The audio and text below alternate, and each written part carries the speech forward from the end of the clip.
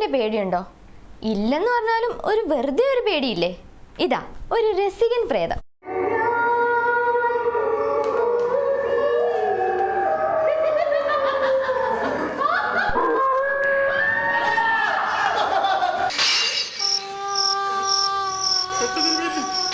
എന്താണ് ഉണ്ടായേ? തെക്കിയുടെ ഭാഗത്ത് നാക്കൊക്കെ നീട്ടി അവളിങ്ങനെ നിക്ക.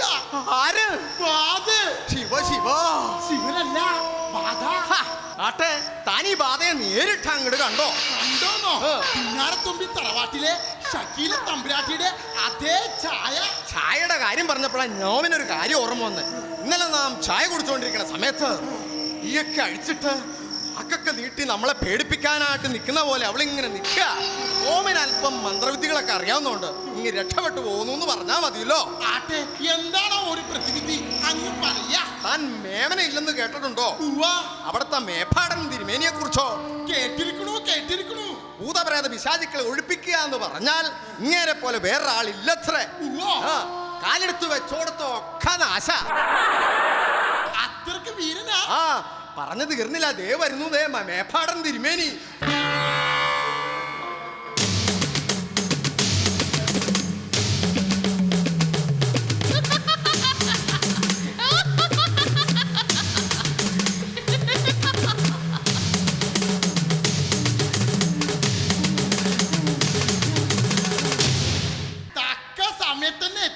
ചക്ക സമയത്ത് എത്തിയെന്ന്. പിന്നെ അല്പം ചക്ക കഴിച്ചിട്ട് അങ്ങ് തുടങ്ങാം. ചക്കയല്ല, തക്ക.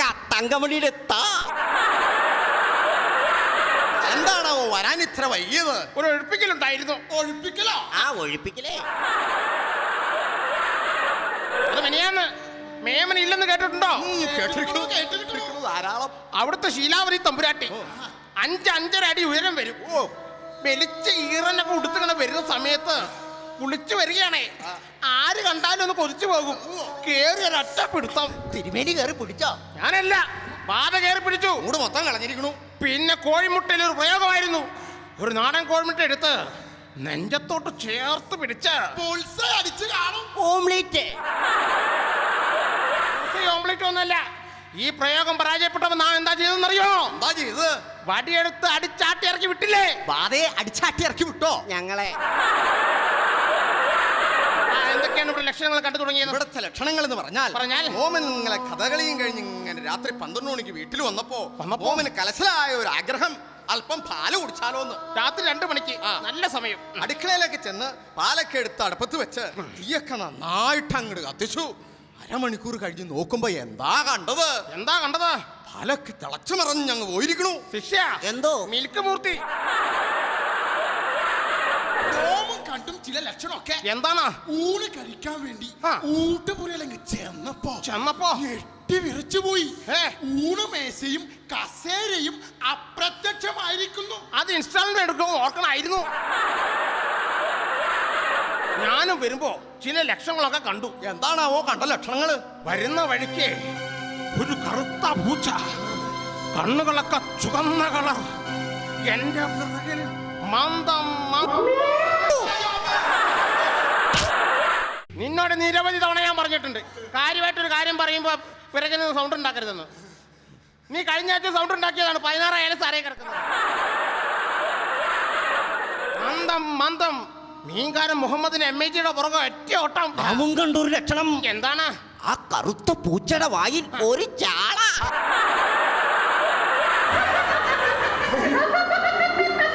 നാം ഇവിടെ തമാശയൊന്നും പറഞ്ഞിട്ടില്ലല്ലോ. ആരാണോ അവ ചിരിക്കുന്നത്? തവളയോ? ബാധ.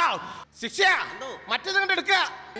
ഇതല്ല, ഭസ്മം എടുക്കാൻ പെട്ടെന്ന് തരൂ. അതെ. ഈ ഭസ്മം കൊണ്ടുപോയിട്ട് ഈ വീട്ടിൽ തെക്കേറ്റ് തിരുത് ഉഷാറായിട്ട് അങ്ങോട്ട് പ്രാർത്ഥന തുടങ്ങിക്കോളൂ. അങ്ങോട്ട് പൊക്കോളൂ. ഇങ്ങോട്ട് വരിക. നിങ്ങളും അതുപോലെ തന്നെ തെക്കേറ്റത്ത് പോയി പ്രാർത്ഥന അങ്ങോട്ട് തുടങ്ങിക്കോളൂ. പിന്നെ ഈ മന്ത്രവും തന്ത്രവും ഒക്കെ കഴിഞ്ഞ് പോകുന്ന സമയത്ത് ദക്ഷിണയായിട്ട് ഒരു 500 രൂപ ഞങ്ങൾക്ക് തരണം. കേക്കണില്ല. ഓ, ചെവിടെ കേൾക്കുന്നില്ല. ഇങ്ങോട്ട് വരിക. ദക്ഷിണയായിട്ട് ഒരു 500 രൂപ തരണം. കേക്കണില്ലല്ലേ? മറ്റേ ചെവിയിൽ പറയാം. ദക്ഷിണയായിട്ട് ഒരു 1000 രൂപ തരണം. ഈ ചെവി തന്നെ പറഞ്ഞാ മതി.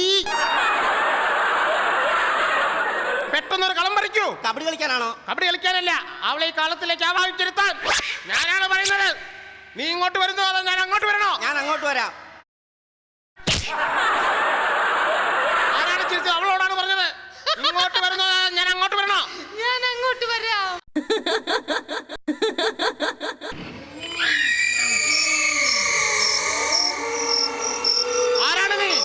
കണ്ണംകുളത്ത് നീ ആരാന്ന് പറയണം. കണ്ണംകുളത്ത് കുണ്ടൻ നമ്പൂതിരി. ഏത് കുണ്ടനായാലും കൊള്ളാം, കണ്ടനായാലും കൊള്ളാം, എന്റെ ദൗത്യം പൂർത്തിയാക്കാതെ ഞാൻ ഇവിടെ വിട്ട് പോകില്ല. എന്താണ് നിന്റെ ദൗത്യം? നീണ്ട 5 വർഷക്കാലമായി ഞാൻ ഇവിടെ കിടന്ന് അനുഭവിക്കുന്ന വേദന അത് നിനക്കറിയണമല്ലേ? വേണ്ട. അയ്യോ, അങ്ങനെയല്ല. നിന്നെ ഞാൻ എന്റെ സ്വന്തം സഹോദരനെ പോലെ കണ്ടറിയാമോ? അയ്യോ അയ്യോ നൊന്തുപോയി. തിരുമേനി, അല്ല നമ്മൾ ഇനി ഒന്നും നോക്കണ്ട, വരിയെടുത്ത് തലങ്ങും വിലങ്ങും അടിക്കാൻ നേരത്തെ മുതൽ ഞാനാണ് പറയുന്നത്. പോകാൻ പോകില്ല. അമ്പടി കേമി പോകാൻ പോകില്ല. പോകാൻ പോകില്ല പോകില്ല ഞാൻ ഇവിടം വിട്ട് പോകില്ല. ഈ മാന്ത്രികവടിയിൽ മന്ത്രം ചൊല്ലി അവളുടെ കയ്യിൽ കൊടുത്താൽ ഇറങ്ങി ഓടും. ഞാനാണ് പറയുന്നത് പിടിക്കാനാണ് പറഞ്ഞത്.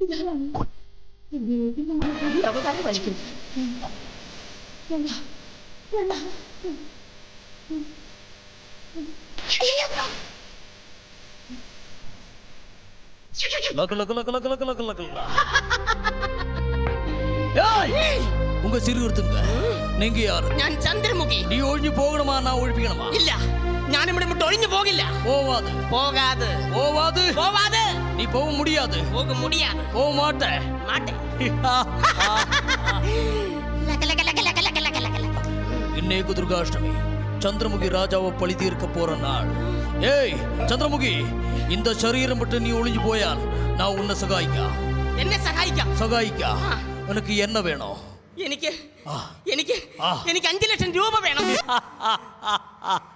இந்த சரீரம் விட்டு போകാൻ எனக்கு அந்த 5 ലക്ഷം രൂപ. അയ്യോ, ശരീരം വിട്ടു പോകാനല്ല. പിന്നെ കഴിഞ്ഞ 5 വർഷക്കാലമായി 5 ലക്ഷം രൂപ യുവമാരുടെ ചിട്ടി വണ്ടി നിക്ഷേപിച്ചിട്ട് ആ പണം തിരിച്ചു കിട്ടാതെ പോകുന്ന പ്രശ്നമില്ല.